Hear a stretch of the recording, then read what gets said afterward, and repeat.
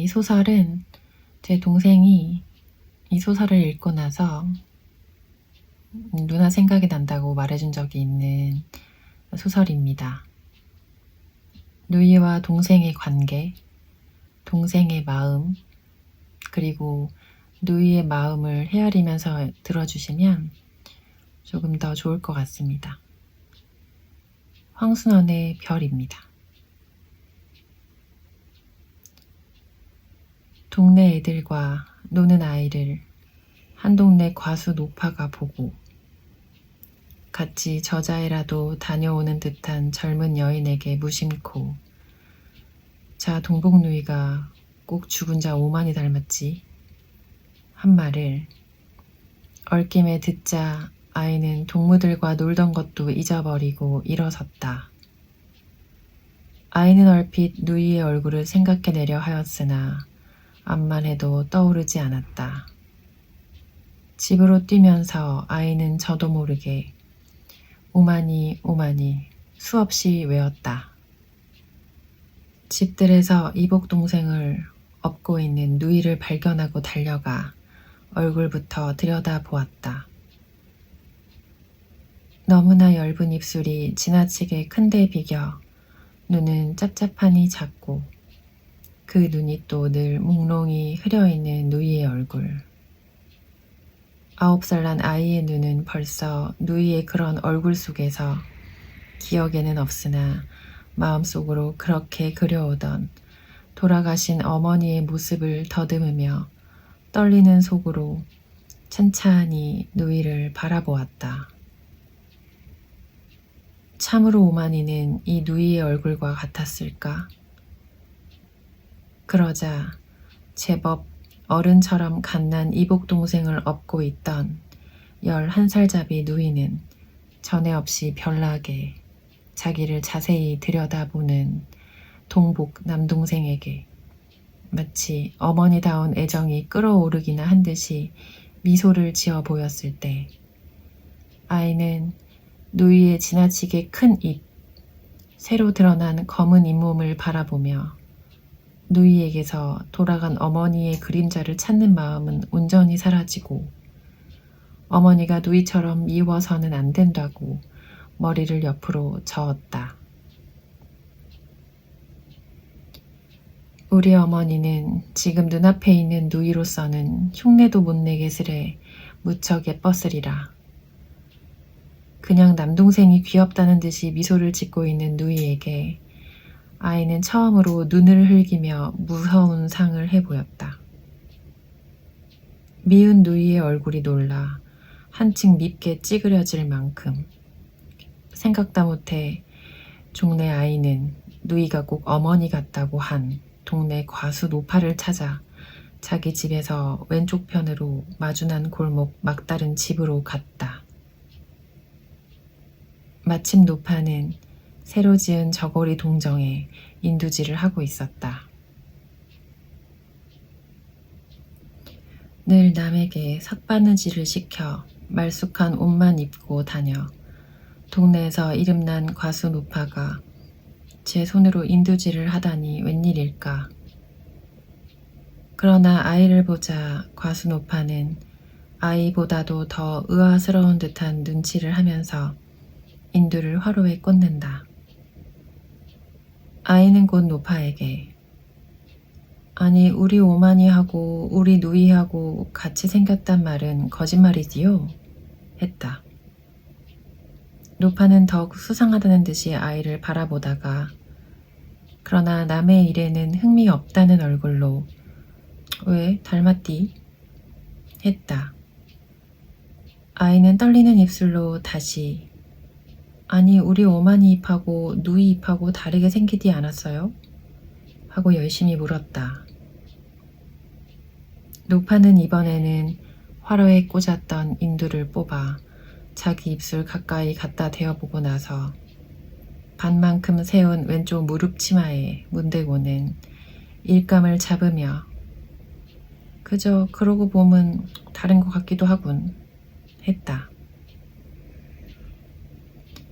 아이는 인두질하는 과수 노파의 손 가까이로 다가서며 퍼뜩 과수 노파의 손이 나이보다는 젊고 고와 보인다는 생각을 하면서 우리 오마니 잇몸은 우리 누이 잇몸처럼 검디 않고 이뻤디요? 했다. 과수노파는 아이가 가까이 다가와 어둡다는 듯이 갑자기 인두든 손으로 아이를 물러나라고 손짓하고 나서 한결같이 흥 없이 그래 했다. 그러나 아이만은 여기서 만족하여 과수노파의 집을 나서 그 다름으로 자기 집까지 뛰어오면서 그러면 그렇지 우리 오마니가 누이처럼 미워서야 될 말이냐고 속으로 수없이 되뇌었다. 안뜰에 들어서자 누이가 안 보임을 다행으로 여기며 방 안으로 들어갔다. 그리고 책상 앞으로 가 란도셀 속에서 산수책을 꺼내다가 그 속에 인형을 발견하고 주춤 손을 거두었다. 누이가 비단 새 헝겊을 모아 만들어준 낭자를 튼 예쁜 각시 인형이었다. 그리고 아이가 언제나 란도셀 속에 넣어 다니고 있는 그 인형이었다. 과목은 요일을 따라 바뀌었으나 항상 란도셀 속에 이 인형만은 변함없이 들어있었다. 아이는 인형을 꺼내들었다. 그러나 지금 아이는 이 인형의 여태까지 그렇게 예쁘던 얼굴이 누이의 얼굴처럼 미워짐을 어쩔 수 없었다. 곧 아이는 인형을 내다 버려야 한다는 걸 느꼈다. 그걸 품에 품고 밖으로 나갔다. 저녁 그늘이 내린 과수 노파가 사는 골목을 얼마 들어가다 아이는 주위에 사람이 없는 것을 살피고 나서 주머니에서 칼을 꺼냈다.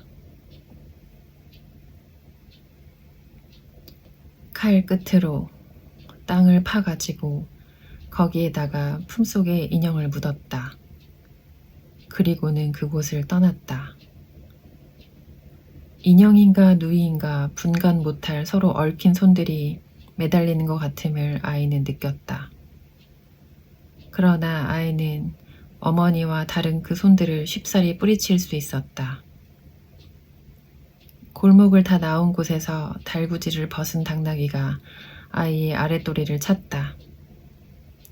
아이는 굴러 나가 동그라졌다. 분하다. 일어난 아이는 당나귀 고삐를 쥐고 달구지 채로 해서 당나귀 등에 올라탔다. 당나귀가 제 꼬리를 물려는 듯이 돌다가 날뛰기 시작했다. 아이는 그럼 우리 오마니가 누이처럼 생겼단 말인가? 누이처럼 생겼단 말인가? 하고 당나귀가 알아나 듣는 것처럼 소리를 질렀다. 당나귀가 더 날뛰었다. 아이의 누이처럼 생겼단 말인가? 하는 소리가 더 커갔다. 그러다가 벼랑간 뒤에서 누이의 대런 하는 부르짖음 소리를 듣고 당나귀 등에서 떨어지고 말았다. 땅에 떨어진 아이는 다리 하나를 약간 삔 채로 나자빠져 있었다. 누이가 분주히 달려왔다. 그러나 아이는 누이가 위에서 굽어보며 붙들려 일으키려는 것을 무지스럽게 손으로 뿌리치고는 혼자 벌떡 일어나 삔 다리를 예사롭게 놀려 집으로 돌아왔다. 갓난 이복 동생을 업어주는 것이 학교 다녀온 뒤에 나날이 일과가 되어 있는 누이가 하루는 아이의 거동에서 자기를 꺼리고 있다는 것을 눈치채고는 그런 동생을 기쁘게 해주려는 듯이 어부네의 볼기짝을 돌려대더니 꼬집기 시작했다. 물론 누이의 손은 힘껏 꼬집는 신용만 했고 그럴 적마다 그 작은 눈을 힘주는 듯이 끔뻑끔뻑 하였지만 결국은 애가 울지 않을 정도로 조심하면서 꼬집어대는 것이었다. 사실 줄곧 누이에게만 애를 업히는 의붓 어머니에게 슬그머니 불평 같은 것이 가고 누이에게는 동정이 가던 아이였다. 그러나 이날 아이는 자기를 기껍게나 해주려는 듯이 이복 동생의 볼기짝을 힘껏 꼬집는 신용을 하는 누이에게 재미있다는 생각이 일기는커녕 도리어 밉고 실눈을 끔뻑 일 때마다 흉하게 느껴졌다. 아이는 문득 누이를 혼내어 줄 개교가 생각났다. 그는 날렵하게 달려가 이복 동생의 볼기짝을 진짜로 꼬집어댔다. 그리고 어핀 애가 울음을 터뜨리는 것을 보고야 꼬집기를 멈추고 골목으로 뛰어가 숨었다. 이제 턱이 받은 의붓 어머니가 달려나와 왜 애를 그렇게 갑자기 울리느냐고 누이를 꾸짖으리라. 아이는 골목에서 몰래 의붓 어머니가 나오기만 기다렸다. 사실 곧 의붓 어머니는 나왔다. 그리고 또 어김없이 누이를 내려다보면서 엘 왜 그렇게 갑자기 울리니? 했다. 아이는 재미나 하는 장난스러운 미소를 떠올렸다. 그러나 다음 순간 아이는 누이의 대답이 어떨까 하는 생각이 들면서 이번에는 저도 모르게 미소가 걷히고 귀가 기울어졌다. 그렇게 자기들에게 몹쓸게 굴지는 않는다고 생각되면서도 어딘가 어렵고 두렵게만 여겨지는 의붓 어머니에게 겁난 누이가 그만 자기가 꼬집어서 운다고 바로 이르기나 하면 어떠나. 그러나 누이는 의붓 어머니가 어렵고 힘들고 두렵게 생각 키우지도 않는지 대담스레 고기를 들고 아마 내 등을 빨다가 울 땐 배가 고파 그런가 봐요. 하지 않는가. 아, 기묘한 거짓말을 잘 돌려댄다. 그러나 지금 대담하게 의붓 어머니에게 거짓말을 하여 자기를 감싸주는 누이에게서 어머니의 애정 같은 것이 풍기어 오는 듯함을 느끼자 아이는 우리 엄마가 누이 같지는 않았다고 속으로 부르짖으며 숨었던 골목에서 나와 의붓 어머니에게로 걸어갔다. 그리고는 난 또 애 없고 어디 넘어지지나 않았나 했군 하면서 누이의 등에서 어린애를 풀어내고 있는 의붓 어머니에게 아이도 이번에는 겁내지 않고 이자 내가 애 엉덩이를 꼬집었어요 했다. 아이는 옥수수를 좋아했다. 옥수수를 줄줄이 다음 뜯어먹는 게 참 재미있었다. 알이 배고 고든 자루면 엄지손가락 쪽에 손바닥으로 되도록 여러 알을 한꺼번에 눌러 밀어 얼마나 많이 붙은 쌍동알을 떼낼 수 있나 누이와 내기하기도 했었다.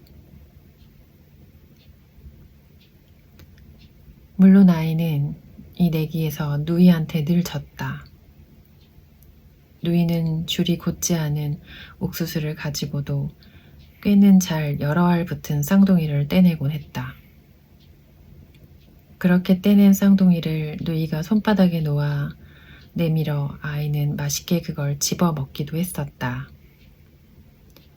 그러나 이날 아이는 누이가 우리 누가 많이 쌍둥이를 만드나 내기할까? 하는 것을 단박에 싫어해버렸다. 누이는 혼자 아이로서는 엄두도 못 낼 길 쌍둥이를 떼냈다. 아이는 일부러 줄이 곧게 생긴 옥수수 자루인데도 쌍둥이를 떼내지 않고 알알이 뜯어먹고만 있었다. 누이는 금방 뜯어낸 쌍둥이를 아이에게 내주었다. 그러나 아이는 거칠게 싫어하고 머리를 도리질하고 말았다. 누이가 새로 더 긴 쌍둥이를 뜯어내서는 다시 아이에게 내밀었다. 그러나 누이가 마치 어머니나처럼 굴적마다 도리어 돌아가신 어머니가 누이와 같지 않다는 생각으로 해서 더 누이에게 냉정할 수 있는 아이는 내민 누이의 손을 쳐 쌍둥이를 떨궈버리고 말았다. 그러던 어떤 날 저녁, 어둑어둑한 속에서 아이가 하늘의 별을 세며 별은 흡사 땅 위의 이슬과 같다고 생각하고 있는데 누이가 조심스레 걸어오더니 어둑한 속에서도 분명한 옥수수 한 자루를 치마폭에 꺼내어 아이에게 쥐어주었다. 그러나 아이는 그것을 먹어볼 생각도 않고 그냥 뜨물 항아리가 있는 데로 가 속에 떨구듯 넣어버렸다. 아이는 또 땅바닥에 갖가지 지도 같은 금을 그으며 놀기를 잘했다. 바다를 모르는 아이는 바다 아닌 대동강을 여러 개 그리고 산으로는 모란봉을 몇 개고 그리곤 했다. 그러다가 동무가 있으면 땅 따먹기도 했다. 상대편의 말을 마치고 뼘을 재어 구름이 피어오르는 듯한 땅과 무성한 나무 같은 땅을 만드는 게 재미있었다. 그날도 아이는 옆집 애와 길가에서 땅 따먹기를 하고 있었다. 옆집 애의 땅한테 아이의 땅이 거의 잠식당하고 있었다. 한쪽 금에 붙어 꼭 반달처럼 생긴 땅과 거기에 붙은 한 뼘 남짓한 땅이 남았을 뿐이었다. 그것마저 옆집 애가 새로 말을 마치고 한 뼘 재 먹은 뒤에는 반달에 붙은 땅이 또 줄었다. 이번에는 아이가 칠 차례였다. 옆집 애가 말을 놓았다. 그것은 아이의 반달 땅 끝에서 한껏 먼 곳이었다. 그러나 아이는 기어코 반달 끝에다 자신의 말을 놓았다. 옆집에는 아이의 반달 땅에 달린 다른 나머지 땅에서가 자기의 말이 제일 가까운데 왜 하필 반달 끝에서 치려는지 이상히 여기는 눈치였다. 사실 아이의 어디까지나 반달 끝에다 한 뼘 맘껏 둘러재어 동그라미를 그어 놓았으면 얼마나 아름다울지 모르겠다는 계획을 옆집에는 알 턱이 없었다. 아이는 반달 끝에서 옆집의 말까지의 길을 닦았다. 이번에는 꼭 맞춰 이 반다리에 무지개 같은 동그라미를 그어 놓으리라. 아이의 입은 꼭 다물어지고 눈은 빛났다. 뒤이어 아이는 옆집의 말을 겨누어 엄지손가락에 버텼던 장가락을 퉁기었다. 그러나 아이의 장가락 손톱에 맞은 말은 옆집의 말에서 꽤 먼 거리를 두고 빗지나갔다. 옆집 애가 됐다는 듯이 곧 자기의 말을 집어들며 아이가 아무리 먼 곳에 말을 놓더라도 대번에 맞춰버리겠다는 득이의 미소를 떠올렸다. 그러면서 아이의 말 놓기를 기다리다가 흐려지지도 않은 경계선을 사금팔이 말을 세워 그었다. 아이의 반달 끝이 이지러지게 그어졌다. 아이가 이건 왜 이렇게? 하고 고함쳤다. 옆집에는 곧 다시 고쳐 금을 그었다. 옆집에는 아이가 자기의 땅을 줄게 그어서 그러는 줄 알았는지 이번에는 반달의 등이 약간 살찌게 그어 놓았다. 아이는 그래도 겉도 아냐 했다. 그러는데 어느새 왔었는지 누이가 등 뒤에서 옆집의 말을 빼앗아서는 동생을 도와 반달의 배가 부르게 긋기 시작했다. 그러나 아이는 누이가 채 다 긋기도 전에 손바닥으로 막 지워버리면서 이건 더 아니야, 이건 더 아니야 하고 소리질렀다. 아이는 누이의 호의를 알고 있으면서도 돌아가신 어머니의 모습과 누이가 같으면 안 된다는 생각으로 계속해서 거절 혹은 부인 마음속에서 밀어내고 있는 상황인 것 같습니다. 아이 참 예쁜 걸 좋아하잖아요. 보면은 이 금을 그으면서 노는 행위에서도 예쁜 거를 추구하고, 또 누이가 예쁘지 않았기 때문에 어머니가 참 예뻤을 거라는 생각만으로 누이의 모든 것들을 다 이제 거부하고 있는 상황이죠. 근데 누이는 그런 걸 알고 있는 듯 합니다. 하루는 아이가 뜰어내서 혼자 방바닥에다가 지도 같은 금을 그으며 놀고 있는데, 바깥에서 누이가 뒷집 계집애와 싸우는 소리가 들려 마침 아내 어른들이 듣지 못하고 있는 것을 다행으로 열린 대문새로 내다보았다. 아이가 늘 예쁘다고 생각해오던 뒷집 계집애의 내민 역시 이쁜 얼굴에서 "그래, 안 맞았단 말이가" 하는 말소리가 빠른 속도로 계속되는 대로, 또 누이의 내민 밉게 찌그러진 얼굴에서는 "안 맞디 않구" 하는 소리가 같은 속도로 계속되고 있었다. 땅 따먹기 하다가 말이 맞았거니 안 맞았거니 해서 난 싸움이 분명했다. 어느 편이 하나 물러나는 법 없이 점점 더 다가들면서 내민 입으로 자기의 말소리를 좀 더 이악스레 빠르게들 하고 있는데, 저쪽에서 뒷집 계집애의 남동생이 달려오더니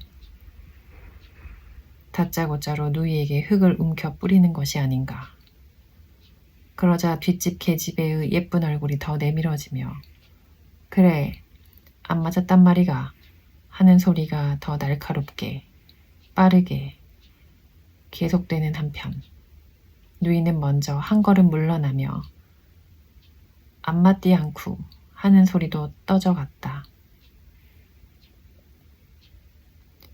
뒷집 계집애의 남동생이 또 흙을 움켜 뿌렸다.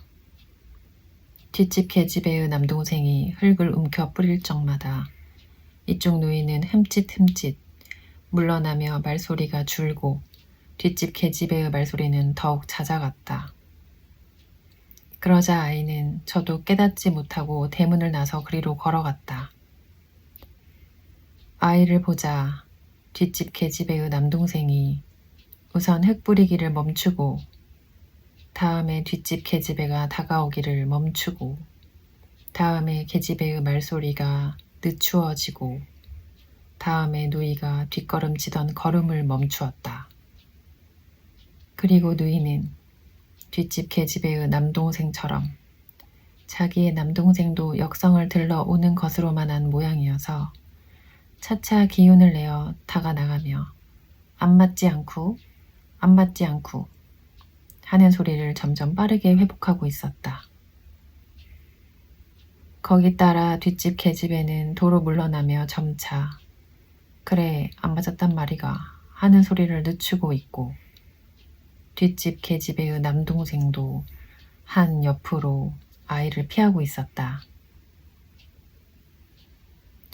그러나 아이는 싸움터로 가까이 가자 누이의 흥분된 얼굴이 전에 없이 더 흉하게 느껴지면서 어디 어머니가 저래서나 될 말이냐는 생각에 냉연하게 그곳을 지나쳐 버리고 말았다. 그리고 등 뒤로 도로 빨라가는 뒷집 계집애의 말소리와 급작스레 떠가는 누이의 말소리를 들으면서도 아이는 누이보다 예쁜 뒷집 계집애가 싸움에 이기는 게 옳다고 생각하며 저만큼 골목 어귀에서 여물을 먹고 있는 당나귀에게로 걸어갔다.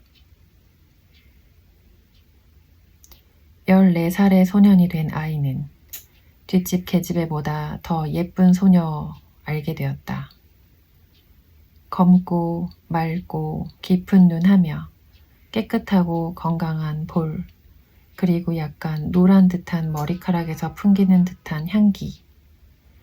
아이는 소녀와 함께 있으면서 그 맑은 눈과 건강한 볼과 머리카락 향기에 온전히 홀린 마음으로 그녀를 바라보기만 하면 그만이었다. 그러나 소녀편에서는 차차 말없이 자기를 쳐다보기만 하는 아이에게 마음 한구석으로 어떤 부족감을 느끼는 듯 했다. 하루는 아이와 소녀는 모란봉 뒤 한 언덕에 대동강을 등지고 나란히 앉아 있었다. 언덕 앞 연보랏빛 하늘에는 희고 산뜻한 구름이 빛나며 떠가고 있었다. 아이가 구름에 주었던 눈을 소녀에게로 돌렸다. 그리고는 소녀의 얼굴을 언제까지나 들여다보기 시작했다. 소녀의 맑은 눈에도 연보랏빛 하늘이 가득 차 있었다. 이제 구름도 피어나리라. 그러나 이때 소녀는 또 자기만 말그러미 바라보고 있는 아이에게 느껴지는 어떤 부족감을 못 참겠는 듯한 기색을 떠올렸는가 하면 아이의 어깨를 끌어당기면서 어느새 자기의 입술을 아이의 입에 다 갖다 대고 비볐다. 아이는 저도 모르게 피하는 자세를 취하였으나 서로 입술을 비비고 난 뒤에야 소녀에게서 물러났다. 벌떡 일어났다. 그리고 아이는 거친 숨을 쉬면서 상기되어 있는 소녀를 내려다보았다. 이미 소녀는 아이에게 결코 아름다운 소녀는 아니었다. 얼마나 추잡스러운 눈인가. 이 소녀도 어머니가 아니라는 생각이 불현듯 떠올랐다. 아이는 소녀에게서 돌아섰다. 소녀는 실망과 멸시로 찬 아이의 기색을 느끼며 아이를 붙들려 했으나 아이는 쉽게 그녀를 뿌리치고 무성한 여름의 언덕길을 뛰어내릴 수 있었다. 하늘에 별이 별나게 많은 첫 가을 밤이었다. 아이는 전에 땅 위에 이슬같이만 느껴지던 별이 오늘 밤엔 그 어느 하나가 꼭 어머니일 것 같은 생각이 들어 수많은 별을 뒤지고 있었다. 그러나 아이는 곧 안에서 누구를 꾸짖는 듯한 아버지의 음성에 정신을 깨치고 말았다. 아이는 다시 하늘로 눈을 부었으나 다시는 어느 별 하나가 어머니라는 환상을 붙들 수는 없었다. 아쉬웠다. 다시 아버지의 누구를 꾸짖는 듯한 음성이 들려 나왔다. 아이는 아쉬운 마음으로 아버지의 음성이 들려오는 창 가까이로 갔다. 안에서는 아버지가 두 번 다시 그런 눈치만 했단 바라 죽여 없애고 말 테니 꼭대기에 피도 안 마른 년이 누굴 망신시키려고 하는 품이 누이 때문에 여간 노한 게 아닌 것 같았다. 좀한 일에는 노한 일이 없는 아버지가 이렇도록 노함에는 심상치 않은 일이 일어났음이 틀림없었다. 의붓어머니의 조심스러운 음성으로 좌우간 그편 집안을 알아보시구려 하는 말이 들려 나왔다. 이어서 여전히 아버지의 알아보긴 쥐뿔을 알아봐 하는 노기찬 음성이 뒤따랐다. 이번엔 누이의 나직히 떨리는 음성이 한번 동무에 오래 비하요 했다.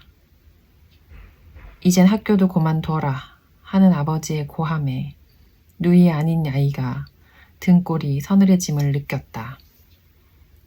그러면서 얼마 전에 누이가 호리호리한 키에 흰 얼굴을 한 청년과 과수 노파가 살고 있는 골목 안에 마주 서 있는 것을 본 일이 생각났다. 그때 누이는 청년이 한 번 동무의 오빠인데 심부름을 왔었다고 변명하듯 말했고 아이는 아이대로 그저 모른 채 하고 있었으나 속으로는 누이 같은 여자와 좋아하는 청년의 마음을 정말 모르겠다고 생각했었다.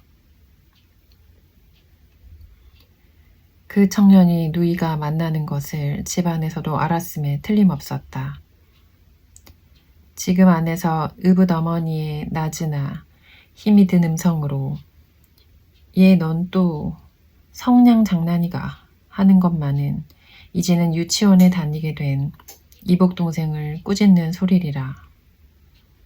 요사이 차차 의붓어머니가 두렵고 두렵기만 한 게 아니고 진정으로 자기네를 골고루 위해주고 있다는 것을 깨닫게 된 아이는 동복인 누이의 일로 의붓어머니를 걱정시키는 것이 아버지에게보다 더 안 됐다고 생각했다. 다시 의붓어머니의 조심성 있고 은근한 음성으로 넌도 생각이 있겠다만 이제 내게 잘못이라도 생기면 땅속에 있는 너희 어머니한테 어떻게 내가 낯을 들겠니? 자, 이제 네 방으로 건너가거라. 함께 아이는 이번에는 의붓어머니의 애정에 얼굴이 달아오르면서 정말 누이가 돌아간 어머니까지 들추어내게 하는 일을 저질렀다가는 용서 않는다고 절로 주먹이 쥐어졌다. 어디서 스며오듯 누이의 흐느끼는 소리가 들려왔다. 2번 다시 그런 일만 있었단 봐라. 치마로 묶어서 강물에 집어넣고 말 것이다 하는 아버지의 약간 노염은 풀렸으나 아직 엄한 음성에 아이는 이번에는 또 밤바람과 함께 온몸을 한번 부르르 떨었다. 꽤 쌀쌀한 어떤 날 밤이었다. 의붓어머니가 아버지에게 애걸하다시피 하여 학교만은 그냥 다니게 된 누이 보고 아이가 우리 산보가 했다. 누이는 먼저 뜻하지 않았던 일에 놀란 듯 흐린 눈을 크게 떠보이고 나서 곧 아이를 따라 나섰다. 밖은 조각달이 달려 있었다. 그리고 수많은 별들이 빛나고 있었다. 싸늘한 바람이 불어왔다. 바람이 불어올 적마다 별들은 빛난다기보다 떨고 있는 것만 같았다. 아이는 앞서 대동강 쪽으로 난 길을 접어들었다. 누이는 그저 아이를 따랐다. 어둑한 속에서도 이제 누이를 놀래어 주리라는 계교 때문에 아이의 얼굴은 미소가 떠올라 있었다. 강둑을 거슬러 오르니까 더 싸늘어웠다. 전에 없이 남동생이 자기를 밖으로 이끌어낸 것을 의아하게 여기는 눈치로 그러나 즐거운 듯이 누이가 아이에게 춥지 않니? 했다. 아이는 거칠게 머리를 옆으로 저었다. 젖고 나서 어둠으로 해서 누이가 자기의 머리저음을 분간치 못했으리라고 깨달았으나 아이는 그냥 잠자코 말았다. 누이가 돌연 혼잣말처럼 사실 나 혼자였다면 벌써 죽고 말았어. 죽고 말지 않고 살만 뭐라노. 그래도 네가 있어 그렇디. 둘이 있다 하나가 죽으면 남는 게 더 불쌍할 것 같아서. 난 정말 그래. 하며 바람 때문인지 약간 흐느끼는 듯 했다. 아이는 혹시 집에서 누이의 연애 사건을 알게 된 것이 자기가 아버지나 의붓어머니에게 고자질한 걸로 잘못 알고 있지는 않나 하는 생각이 들자 누이를 끌어안고 변명이나 할 듯이 획 돌아섰다. 누이도 섰다. 그러나 아이는 계획해온 일을 실현할 좋은 계기를 바로 붙잡았음을 기뻐하며 누이에게 치마 벗어라 하고 고함을 치고 말았다. 뜻밖의 당하는 일로 잠시 어쩔 줄 모르고 섰다가 겨우 깨달은 듯이 누이는 어둠 속에서 조용히 저고리를 벗고 어깨 치마를 머리 위로 벗어냈다. 아이가 치마를 빼앗아 땅에 길게 폈다. 그리고 아이는 아버지처럼 엄하게 가로를 넣어라 했다. 누이는 또 곧 순순히 하라는 대로 했다.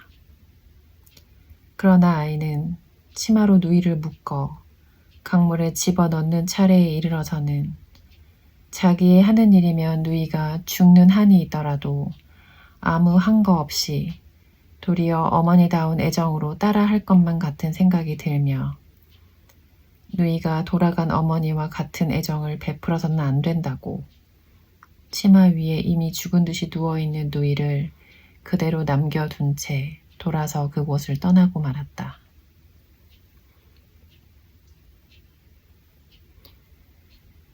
누이는 시내 어떤 실업가의 막내 아들이라는 작달만한 키에 얼굴이 검푸른 누이의 한반 동무의 오빠라는 청년과는 비슷도 안 한 남자와 아무 불평 없이 혼역을 맺었다. 그리고 나서 얼마 안 되어 결혼하는 날, 누이는 가마 앞에서 의붓 어머니의 팔을 붙잡고는 무던히나 슬프게 울었다. 아이는 골목에 몸을 숨기고 있었다. 누이는 동네 아낙네들이 떼어놓는 대로 가마에 오르기 전에 젖은 얼굴을 들었다. 자기를 찾고 있음에 틀림없다고 생각하면서도 아이는 그냥 몸을 숨기고 있었다. 그리고 누이가 시집간 지 또 얼마 안 되는 어느 날, 별나게 빨간 노을이 진 늦 저녁에 아이네는 누이의 부고를 받았다. 아이는 언뜻 누이의 얼굴을 생각해내려 하였으나 도무지 떠오르지가 않았다. 슬프지도 않았다. 그러다가 아이는 지난날 누이가 자기에게 만들어 주었던 뒤에 과수노파가 사는 골목 안에 묻어버린 인형의 얼굴이 떠오를 듯함을 느꼈다. 아이는 골목으로 뛰어갔다. 거기서 아이는 인형 묻었던 자리라고 생각되는 곳을 손으로 팠다. 흙이 단단했다. 손가락을 세워 힘껏 파댔다. 없었다. 짐작되는 곳을 또 파보았으나 없었다. 벌써 썩어 흙과 분간치 못하게 된 지가 오래리라. 도로 골목을 나오는데 전처럼 당나귀가 매어 있는 게 눈에 띄었다. 그러나 전처럼 당나귀가 아이를 차지는 않았다.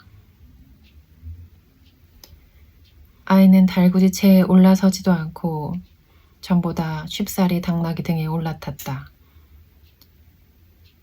당나귀가 전처럼 제 꼬리를 물려는 듯이 돌다가 날뛰기 시작했다. 그리고 아이는 당나귀에게나처럼 우리 누이를 왜 죽연 하고 소리질렀다. 당나귀가 더 날뛰었다. 당나귀가 더 날뛸수록 아이의 왜 죽엔 하는 지름소리가 더 커갔다. 그러다가 아이는 문득 골목 밖에서 누이의 대런 하는 부르짖음을 들은 것으로 착각하면서 당나귀 등에서 떨어져 굴렀다. 이번에는 어느 쪽 다리도 삐지 않았다. 그러나 아이의 눈에는 그제야 눈물이 괴었다. 어느새 어두워지는 하늘에 별이 돋아났다가 눈물 괜 아이의 눈에 내려왔다. 아이는 지금 자기의 오른쪽 눈에 내려온 별이 돌아가신 어머니라고 느끼면서 그럼 왼쪽 눈에 내려온 별은 죽은 누이가 아니냐는 생각에 미치자 아무래도 누이는 어머니와 같은 아름다운 별이 되어서는 안 된다고 머리를 옆으로 저으며 눈을 감아 눈 속의 별을 내몰았다.